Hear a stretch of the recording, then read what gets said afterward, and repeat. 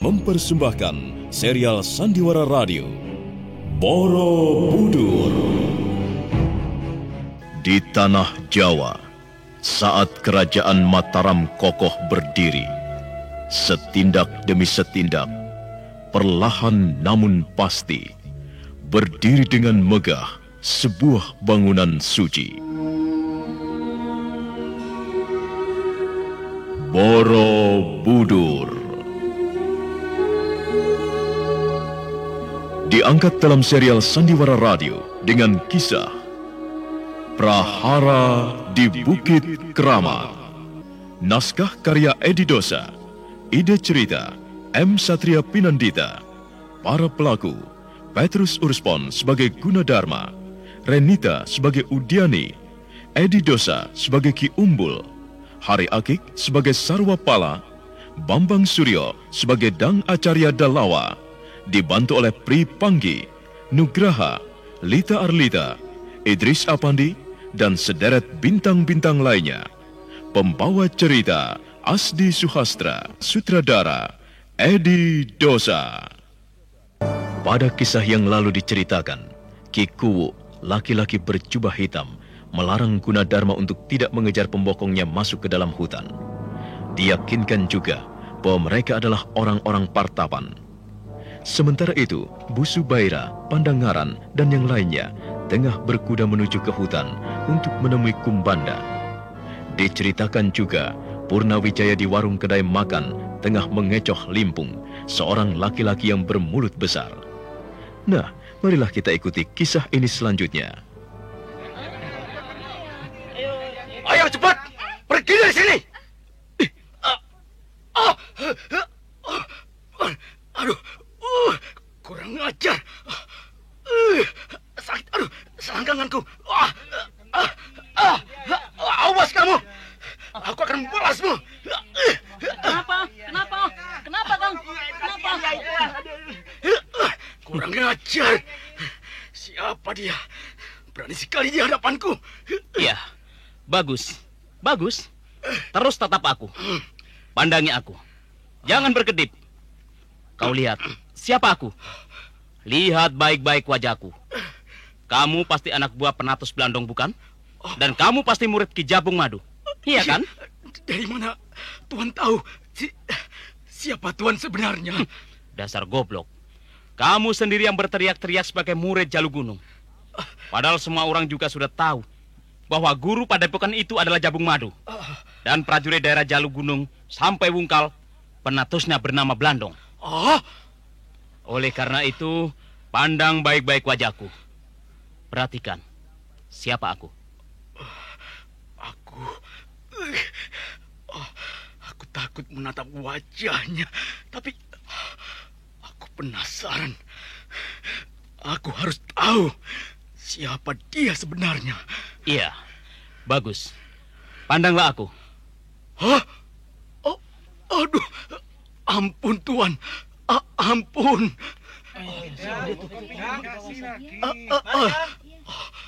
Tuan, pastilah Wong Agung dari Mataram yang bernama Tuan Purnawijaya. Ampun Tuan. Tuan adalah seorang pimpinan tinggi tentara. Tuan, ampun Tuan. Guru sering menceritakan bahwa Tuan adalah kekasih Nyi Gendrik, putri beliau. Ampun Tuan. Sudah. Ayo bangun. Dan kamu beserta anak buahmu segera pergi dari sini. Ayo cepat keluar. Aku tidak mau gara-gara kamu lalu selera makanku jadi hilang. Ayo pergi. Aku tidak mau melihat tampangmu. Iya baik Tuan.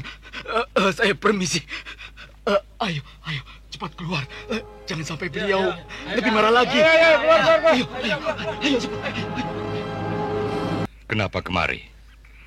Seharusnya Tuan tidak perlu repot dan capek datang ke sini. Tuan cukup mengirimkan utusan saja kalau memerlukan tenaga saya untuk datang ke Mataram. Tidak mengapa, Kumbanda. Sekalian jalan-jalan. Sudah cukup lama aku tidak melakukan perjalanan yang melelahkan begini. Jadi kali ini amat menyenangkan. Dan lagi, saya ingin menyerahkan langsung hadiah dari Sri Maharaja Rakai Pikatan kepadamu, Tuan. Karena Tuan telah berhasil melaksanakan tugas dengan sempurna. Tapi Beliau sangat senang akan tugas Tuan. Pekerjaan Tuan berhasil. keterlaluan. Bu Subairah pandai sekali memutarbalikkan kata-kata. Dan dia cepat sekali menguasai situasi. Baru saja aku akan menyampaikan pendapat. Tiba-tiba saja matanya mengedip kepadaku. Tanda melarang. Kalau memang begini rencananya, kenapa tidak sejak tadi dia memberitahukan selagi masih di perjalanan? Sebenarnya siapapun orangnya bisa dengan mudah menangkap perempuan yang katanya hebat itu. Tidak ada yang terlalu istimewa, Tuan. Kecil. Iya, kecil. Dia memang kecil. Mari, silakan ke dalam. Iya. Mari, Tuan. Iya.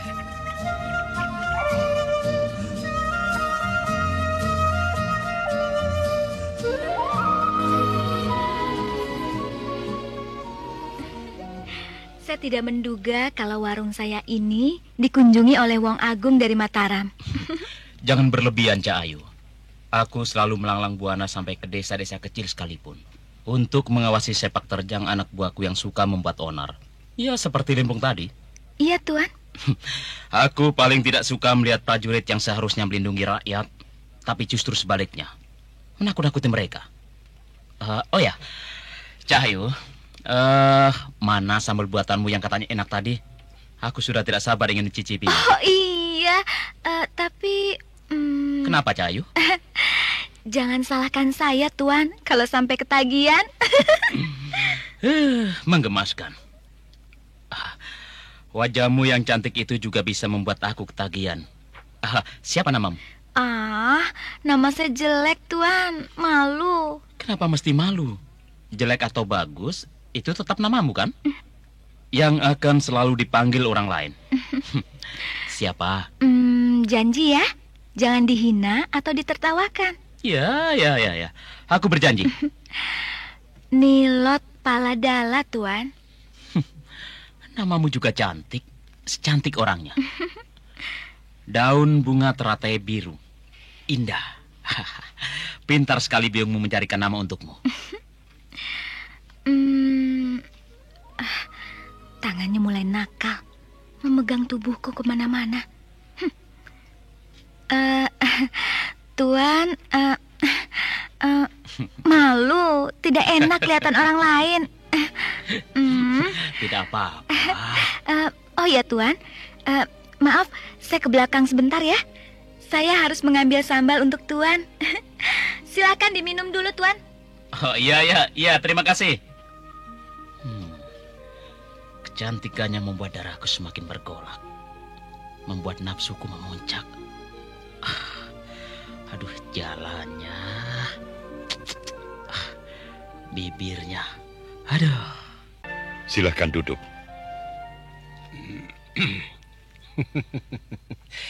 Ya, terima kasih. Kurang ajar. Dia sama sekali tidak tahu sopan santun. Bicara padaku juga seolah bicara dengan orang biasa saja. Dia tidak bisa menghormatiku. Kasar sekali bicaranya. Kenapa masih berdiri? Jelek ya? Kotor. Tidak apa-apa. Bukan begitu. Aku sedang mengagumi tempatmu ini. Aku senang sekali. Kurang ajar. Semakin tidak tahu aturan dia. Kalau saja aku tidak butuh tenaganya, mungkin sudah aku bantai dia. Ada apa lagi? Begini, lihat ini. Untuk apa perhiasan-perhiasan itu? Ini adalah kalung emas dan bergambar cakra dunia. Juga sepasang klat lengan yang juga terbuat dari emas. ambillah. Ayo ambil. Semuanya ini untukmu, Kumbanda. Mudah-mudahan hadiah ini bisa mempererat persahabatan kita, Kumbanda. Kelihatannya terlalu berlebihan. Sebab aku hanya menjalankan tugas yang begitu enteng. Tapi kenapa aku harus menerima hadiah sebesar ini? Terus terang, agak gamang. Agak ragu saya. Ya, ragu untuk menerimanya, Tuan. Atau mungkin Tuan semuanya mempunyai maksud yang lain lagi. Kumbanda, pendekar sehebat Tuan sudah sepantasnya harus menerima penghargaan yang tinggi. Harus dihargai. Bahkan sesungguhnya saya berniat mengusulkan supaya Tuan diberi kedudukan yang layak di Kedaton. Bagaimana? Maaf. Saya tidak suka terikat oleh siapapun. Ingat, kedudukan bagi saya adalah sebuah penjara.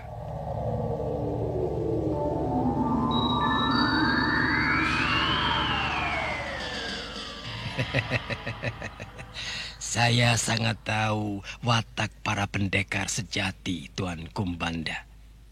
Begini, Tuan. Maksud saya, tentu bukan kedudukan yang resmi, di mana setiap hari Tuan harus sebo, ataupun harus mendengarkan laporan bawahan. Bukan begitu, Tuan. Bukan begitu. Terus terang, apa maksud bicaramu, Tuan Baira? Kami sudah terbiasa bekerja sama dengan para pendekar, Tuan. Misalnya, seperti Sarwapala atau bahkan juga dengan Purnawijaya. Ya, dan mereka memang tidak mau menjadi Surantani ataupun Senopati. Mereka menolak. Tetapi mereka mau menerima jika dijadikan pelindung keselamatan Maharaja dan juga pelindung seluruh warga Kedaton. Sia-sia, Tuan.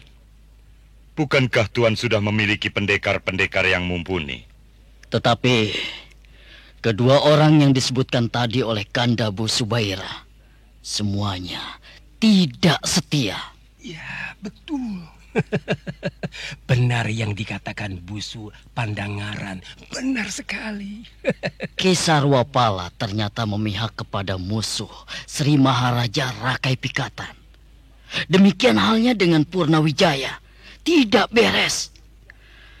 Kami curiga jangan-jangan Purnawijaya itu ada hubungan dengan orang-orangnya Bala Putra Dewa di Desa Iwung. Walaupun sebenarnya pada saat ini dia sedang bertugas mengawasi pembangunan kuil di dekat perbukitan Menoreh. Purnawijaya. Ya. Tanpa sengaja saya telah bertarung dengannya. Dia mau merebut Udiani dari tangan saya. Ya. Saya juga sudah mendengar hal itu. Sudah tahu? Dari mana? Ya, Telik sandi saya memergokinya ketika Purnawijaya ditolong oleh seorang petani. Tuan, kesulitan kami adalah mencari pelindung bagi keselamatan Maharaja kami. Itu disebabkan karena kebanyakan para pendekar adalah keturunan Wangsya Sailendra, Tuan. Nah, dalam hal ini sebenarnya amatlah berbahaya. Tetapi mau bagaimana lagi? Sebab keturunan Trasanjaya tidak ada yang menguasai ilmu kanuragan dengan baik. Aku agak prihatin dengan yang kalian alami. Itulah sebabnya kenapa saya kemari mencari Tuan. Karena Tuan jelas bukan orang Wangsa Sailendra. Sungguh, kami menginginkan keselamatan Maharaja kami tanpa diliputi kecemasan dengan adanya pengkhianatan. Maksudmu, Baira? Maksud saya bukan Tuan, bukan. Tetapi yang tadi, yang sudah saya ceritakan, yaitu Ki Sarwapala dan Purnawijaya.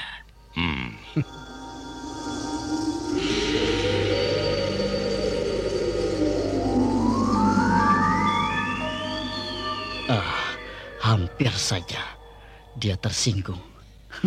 Tapi bagus, Bu Subaira cepat sekali meluruskan kata-katanya. Sebab jika tidak, mata Kumbanda sudah merah menahan marah. Aku mau tanya. Jika aku terima tawaran kalian, apakah setiap hari aku harus ke Kedaton? Atau aku harus selalu berdiri menemani kemanapun Gusti Maharaja pergi? Oh, tentu saja tidak, Tuan. Tidak. Cara kerjanya tidak seperti itu, Tuan. Tetapi saya akan menghubungi Tuan apabila ada hal-hal yang mencurigakan atau yang membahayakan Gusti Maharaja. Itu saja. Begitu ya? Iya, begitu. Saya tahu, kami mengerti. Kami tidak akan mengekang kebebasan Tuan sebagai pendekar. Tidak. Baiklah. Kalau begitu, saya menerima tawaran tuan-tuan. Dan saya akan sering datang berkunjung ke rumah Tuan Bu Subaira. Terima kasih Tuan Kumbanda. Sri Maharaja pasti akan merasa gembira. Setiap saat Tuan Kumbanda boleh datang ke rumah saya di Kutaraja, atau Tuan menghendaki datang di rumah di tempat Udiani di Sekap yang ada di luar kota. Oh, silakan saja. Aku akan senang menerima Tuan dimanapun tempatnya. Silakan pilih sendiri, Tuan. Saya akan pikir-pikir dulu. Iya, silakan pikir-pikir dulu. Tetapi, Tuan Kumbanda, kalau rumah yang di luar kota itu menurut saya sangat tepat, cocok sekali. Maksudnya? Yaitu tempatnya luas, sepi, dan ya tentu saja tempat seperti itu sangat tepat dan cocok jika kita merancang atau merencanakan sesuatu. Maksud saya tentu tidak akan ada yang mengganggu begitu. Bisa berpikir dengan tenang di sana.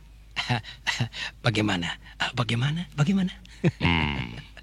Begitu ya? Oh ya, tentu Tuan. Sebab dengan kesepian, maksudku dengan ketenangan kita bisa menemukan gagasan-gagasan yang cemerlang, yang wah begitu. Betul kan Tuan? Wah. Bagaimana? Iya, memang. Iya, memang. Berarti Tuan Kumbanda setuju. Bagus itu. Tenang sedikit. Biarkan aku berpikir. Jangan berisik. Silakan. Mata Kumbanda memerah. Itu menandakan betapa dia tengah menahan amarah. Kata-katanya kasar, membentak Bu Subaira. Nah, saudara pendengar, apa yang akan terjadi selanjutnya terhadap Kumbanda dan Bu Subaira? Juga apakah yang akan terjadi kepada Purnawijaya, Gunadarma, dan Udiani? Untuk mengetahui jawabannya, ikutilah terus serial Sandiwara Radio Borobudur. Sampai jumpa.